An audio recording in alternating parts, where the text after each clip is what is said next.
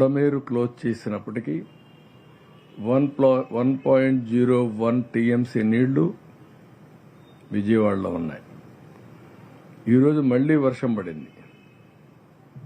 ఆ వర్షం పడింది కాబట్టి మళ్ళా నీళ్లు పెరిగాయి. ఇన్ఫ్లో ఆగిపోయింది, అవుట్ఫ్లో పెంచాం. కానీ రెయిన్ వల్ల మళ్ళా స్టాగ్నేషన్కి వచ్చి ఇప్పుడు 1.2 1.02 ఆర్ 1.03 టీఎంసీ నీళ్లు వచ్చే పరిస్థితి వచ్చింది. రేపు మళ్లీ ఈరోజు వర్షాలు పడ్డాయి, రేపు మళ్లీ వర్షాలు పడతాయంటున్నారు. రెండు కాన్ఫ్లిక్టింగ్ ఉన్నాయి. ఒకటి ECMWF, ఇది యూరోపియన్. ఇది వాళ్ళ లెక్క ప్రకారం బుడమేరు ప్రాంతంలో 0.38 టీఎంసీ నీళ్లు వస్తాయని మొత్తం క్యాచ్మెంట్ ఏరియాలో. అది వస్తే పర్వాలేదు, ఆ నీళ్లన్నీ కృష్ణా రివర్కి వెళ్ళిపోతాయి.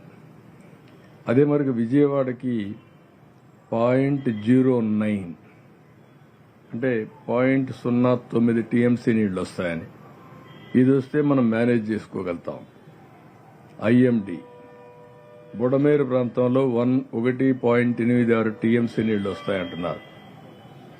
1.86 టీఎంసీ నీళ్లు అంటే ఒకేసారి 10-15 వేలు వచ్చే అవకాశం ఉంటుంది.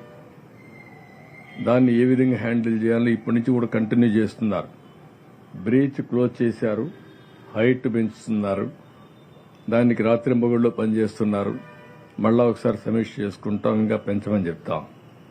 సిటీకి కూడా 0.37 టీఎంసీ నీళ్లు వచ్చే అవకాశం ఉందని IMD చెప్తున్నారు. అది వస్తే కొద్దిగా పెరగవు, కానీ తరగవలసిన నీళ్లు తగ్గవలసిన నీళ్లు కొంచెం తక్కువగా తగ్గే అవకాశం ఉంటుంది. లేకపోతే రేపు సాయంత్రానికి ఎల్లుండికి పూర్తి కావాల్సింది. ఇది ఇంకొక హాఫ్ డే అట్లా లేట్ అయ్యే అవకాశం ఉంది. చాలా డీటెయిల్డ్గా రెయిన్ఫాల్ ప్రిడిక్షన్ చూస్తున్నాం.